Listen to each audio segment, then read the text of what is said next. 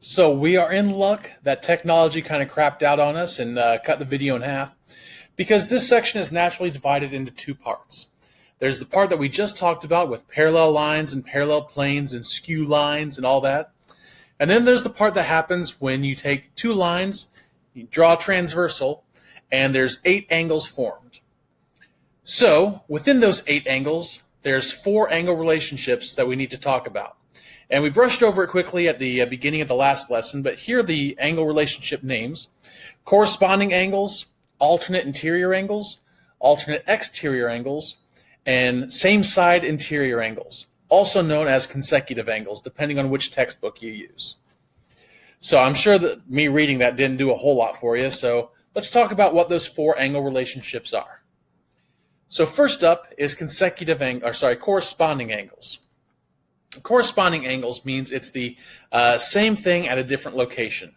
So if I were to go get a geometry teacher job at Mount Vernon, I would be doing the exact same thing that I'm doing here, but I'd be doing it at a different location. So you could say that those are corresponding jobs. So same idea here with corresponding angles. Notice this first blue angle is in the upper right-hand part of this intersection.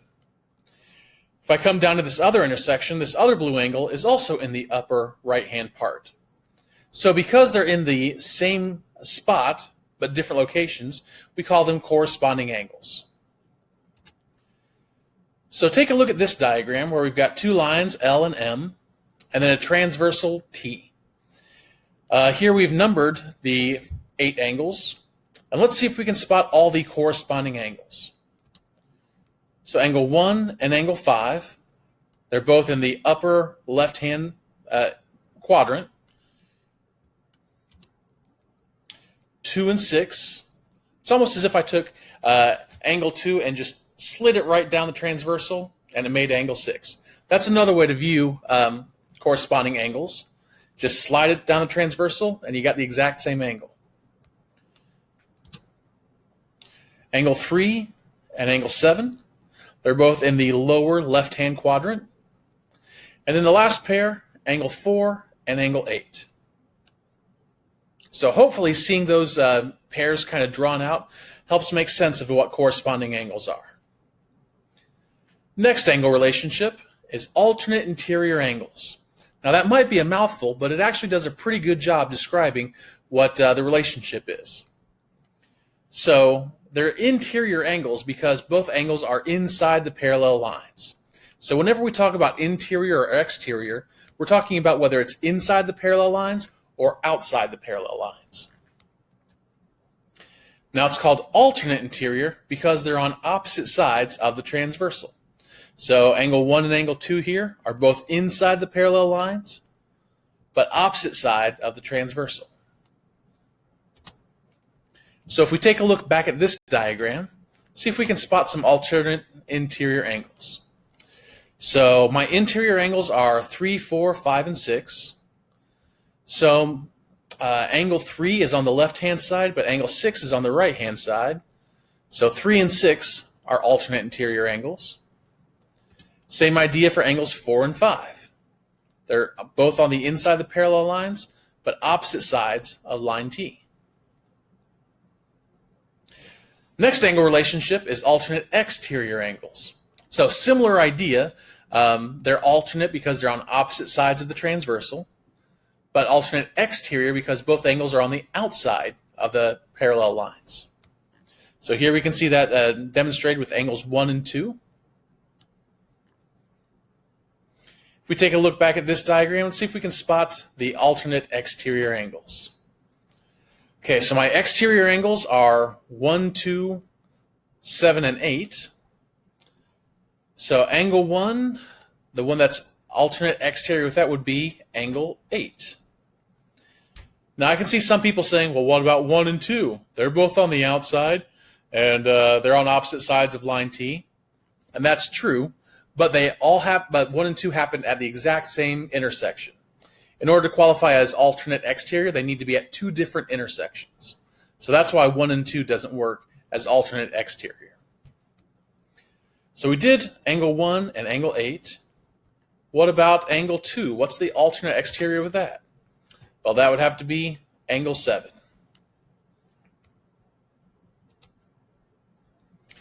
Last relationship is same side interior angles. And again, that mouthful of a phrase does a really good job describing what it is. So it's interior angles. It's two angles that are inside the parallel lines.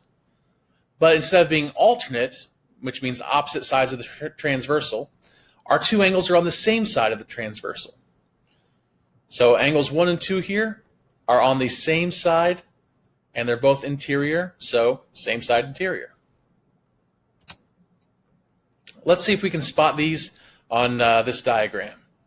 So my interior angles are 3, 4, 5, and 6. Which two angles are on the same side? Well, that would be angles 3 and 5, or you could say angles 4 and 6. So let's go ahead and take a look at a more complicated diagram and see if we can identify some of these angle relationships. All right, so here we have a more complicated diagram where we've got two sets of parallel lines. And so we're trying to find out what's the relationship between certain angles. So the first example is angle 1 and angle 11. So that's here and here. So the first thing that I do is I draw the line that connects the two angles. So line N connects angle 1 to angle 11. So the line that connects the two angles is the transversal. And so if line N is the transversal, that makes line A and B the parallel lines. So line M has nothing to do with this situation right now. So I'm focusing on A and B being the parallel lines and N being the transversal. So then I look, are both angles on the inside of the parallel lines, or are they both on the outside of the parallel lines? Well, angles 1 and 11 are both outside of lines A and B. So I know it's something exterior, and let's double check, are they on the opposite side of the transversal? They sure enough are, so that would make them alternate exterior. Let me get rid of these drawings real quick, and then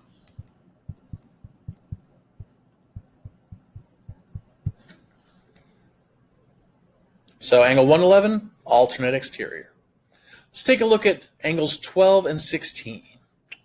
So there's angle 16, there's angle 12. The line that connects them is line B. So line B is our transversal. And what other lines make angles 16 and 12? So line M helps form angle 16, and line N helps form angle 12.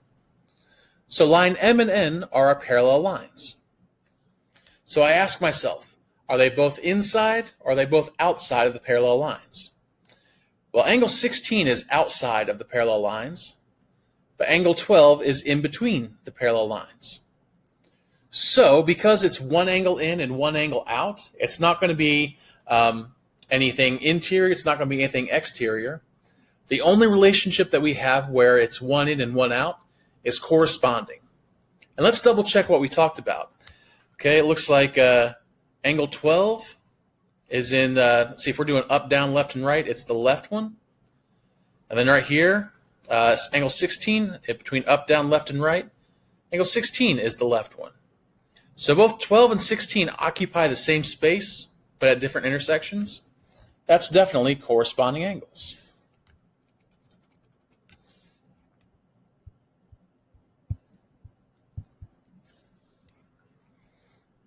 Let's take a look at 8 and 14. So angle 8, angle 14. The line that connects them is angle M. So what other lines are involved here? Okay, angle 8 is formed by angle A, and angle 14 is formed by angle B. So A and B are our parallel lines, and line M is our transversal. So first question, are they both on the inside or both on the outside? Well, it looks like 8 and 4 are both on the outside of those parallel lines, so it's going to be something exterior. Let's confirm, are they alternate? Yes. Angle 8 is below line M. Angle 14 is above line M.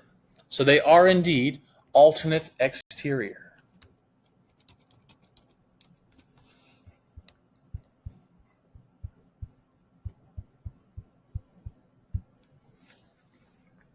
All right, 3 more examples. Angle 3 and angle 9. The line that connects them is angle N. Angle 3 is also made up by line A, and 9 is made up of B. So A and B are my 2 parallel lines, and N is the transversal. So angles 3 and 9, are they both inside the parallel lines, or are they on the outside of the parallel lines? They are in between A and B, so there's something interior. Are they on the same side of the transversal or opposite sides? They are indeed on opposite sides of the transversal, so that would make them alternate interior. All right, let's take a look at angles 3 and 6. So there's 3 and there's 6. Let's take the line that connects them, which is line A. And then what other lines are involved? Angle 6 is made up of line M, and angle 3 is made up with line N. So lines M and N are my parallel lines, and line A is the transversal. So are they both inside or outside the parallel lines? Both 3 and 6 are inside the parallel lines, so it's going to be some sort of interior angle. And are they on the same side of the transversal? They sure enough are. So it's going to be same side interior.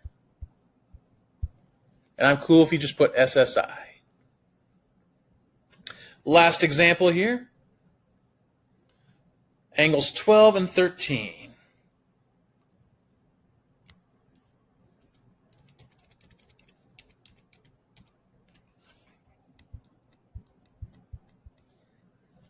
So there's angle 12, and there's angle 13.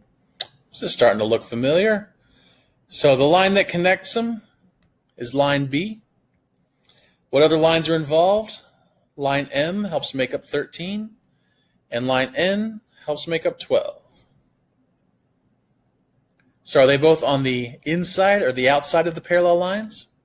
They're both on the inside. And are they on the same side or opposite sides of the transversal?